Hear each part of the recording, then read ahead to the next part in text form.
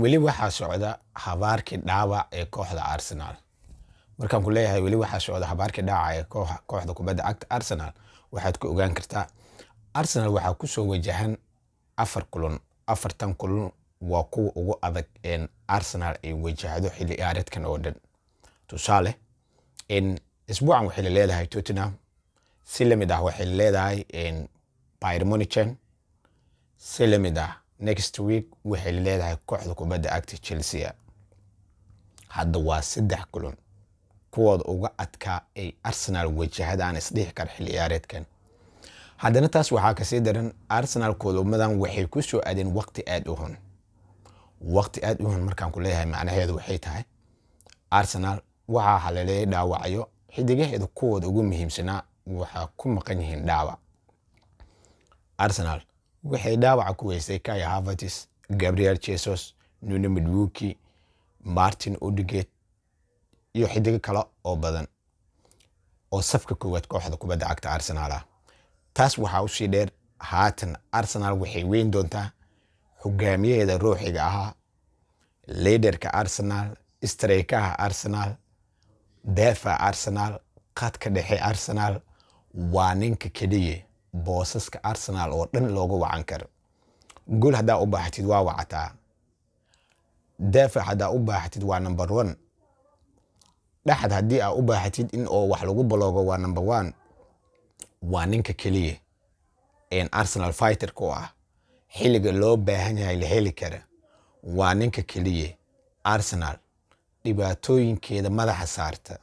hadda waxaa la xaqiijiyay inuu seegi doono dhammaan 3 kulan ee Arsenal hadda ku soo socoto. hadda kulamadan Arsenal hadda ku soo socdaan 3dooduba ma dheeli doono. ninkan ka hadlay ninka lamaan waa Gabriel Magalhaes da Silva. waa xidiga heer Brazil, waa hogaamiyaha ruuxiga Arsenal, waa hogaamiyaha ruuxiga xulka qaranka Brazil. Gabriel wuxuu gebi ahaanba seegi doonaa 3 kulan ee Tottenham, Chelsea, Bayern Munich. waana 3 kulan oo loo baahanaa dhabtii. waa 3 kulan oo madaxiisa Arsenal ku tashan lahayd. waa 3 kulan oo Arsenal ay ku baxsan lahayd Gabriel. tusaale kulamadaas waa kulamo dagaal. markaan ku leeyahay waa ninka kaliya kulamadaas ka bixi kara wuxuu ahaa Gabriel. markaan ku leeyahay kulamadan aan meeshan ku soo xusay dhammaantood waa kulamo dagaal. tusaale Chelsea iyo kooxdan kubadda cagta ee Tottenham waa London derby. labadooda kulan waa London derby, waa fight, waa kulan dagaal, waa kulan cabsi ah, waa kulan ay adag tahay inay dhibic ka mid ah inaad ka heshid. waa kulan ay adag tahay. waa deriskii oo dagaaladooda face to face u dhacay. kubad gacan iyo af inta baa lagu dagaalaa kulankan. waa London derby. isbuucan waxay soo dhaweynaysaa London derby Tottenham. next week waxay soo dhaweynaysaa Chelsea. hadda de ogow labada kulanba waa derby. derby London waa xifaaltan, waa kulan qaas ah, waa kulamada ay xidigaha isku dhintaan, waa kulamada red cardka, waa kulamada koox walba ay ka xigto geeri. guuldaro koox walba waxay ka doorataa kulamadan inay dhammaantood garoonka ku baaba'aan. koox u caabiyeelaysa ma jirto. koox wax naxariis ah u muujinaysa ma jirto. koox xifaaltankeeda waa kubad la dhahayo kulamadaas ma jiro. Gabriel wuxuu ahaa ninka dagaal haddii la yiraahdo Arsenal number 1 ninka loo wacdaa si waa. haddii la yiraahdo kubada qof lagu dilaa ama lagu iqaaba number 1 waa asiga. haddii la yiraahdo corner ama bulisa Arsenal soo tuurays waa ninka madaxiisa la iska ilaaliyo oo 3 ilaa 4 lagu raacdo. hadda de waa New Ramos ninkan. ogow xitaa wuxuu ka gool badan yahay weeryahan Premier League ka ciyaaro tan ilaa iyo markuu Premier League imaaday. tan iyo ilaa Premier League intuu imaaday waa daafac ugu goolasha badan Premier League. waa daafac ugu goolasha badan horyaalka Premier League. waa ninka sanad walba oo Arsenal u dhalin kara 10 gool. hadda waa daafac. ninkan ka hadlayo weeraryahan ma ahan waa daafac. marka Gabriel Arsenal saas ay ku sheegaysaa saddexdan kulan Gabriel lama arki doono.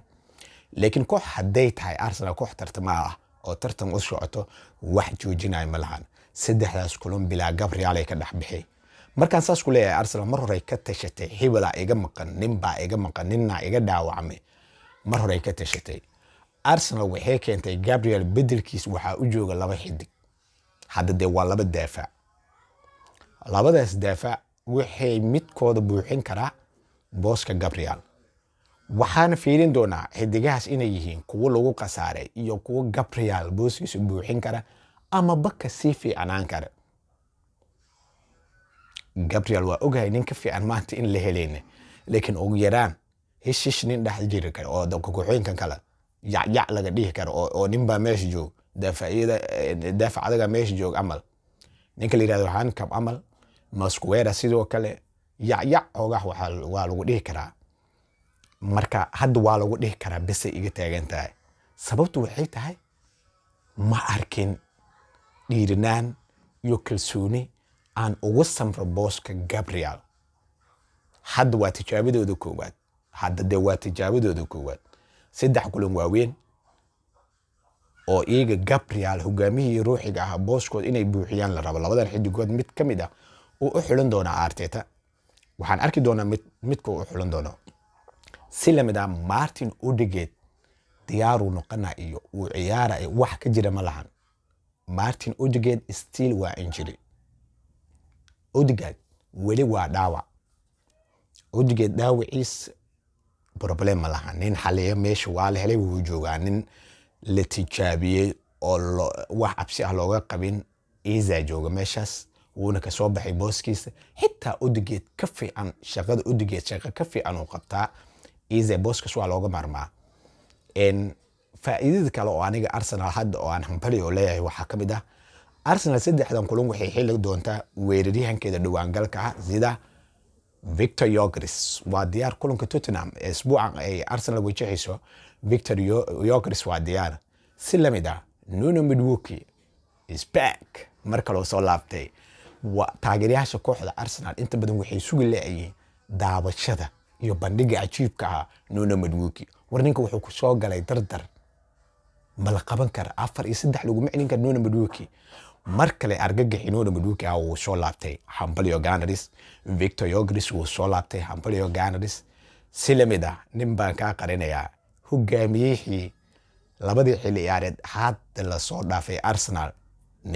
ninka lagu magacaabo King Kai Havertz is back. Kai Havertz waa diyaar. marka Gabriel waa weynay laakiin saddex xidig muhiim ah oo dhaawac Arsenal ugu maqnaa diyaar ah oo weerar ah. Kai Havertz, Nuno Madueke iyo Victor Gyökeres. Gunners marka waxaa la leeyahay Hebel iga maqan ma laga maqli karo. hadda dunida dhan ku dhigan Arsenal. Arteta wuxuu sameeyay 8 saxiix oo waaweyn suuqi hadda furnaa. xilli ciyaareedkan hadda bilowga ah 8 saxiix oo waaweyn uu sameeyay.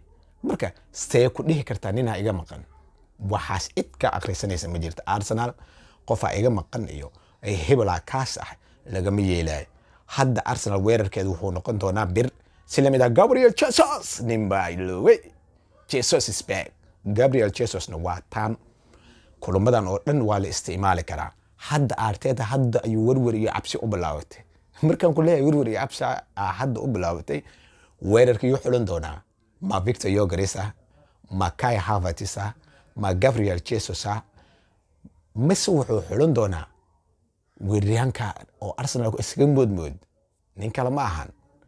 ninkan qadaxa u taqaanaa taageerayaasha Arsenal waxay u yaqaanaan Ronaldo 9. marka Arsenal Ronaldo 9 ma ciyaarsin doontaa ama Kai Havertz ay ciyaarsin doontaa ama Victor Gyökeres ay ciyaarsin doontaa ama Gabriel Jesus ay ciyaarsin doontaa. si lamid ah Nuno Madueke uu soo laabtay. Trossard waa diyaar. Martinelli sidoo kale. Gabriel Martinelli waa diyaar. marka Martinelli ma ciyaarsin doontaa. Trossard ma ciyaarsin doontaa. Nuno Madueke ma ciyaarsin doontaa. ma Bukayo ciyaarsin doontaa. Arteta hadda waxa uu bilaaban doonaa new face. muuqaalkan meel fog gaarsiiya aad baad u mahadsantiin saaxiibadayda. mucaaradka ugu naxiyey xidigahayna way soo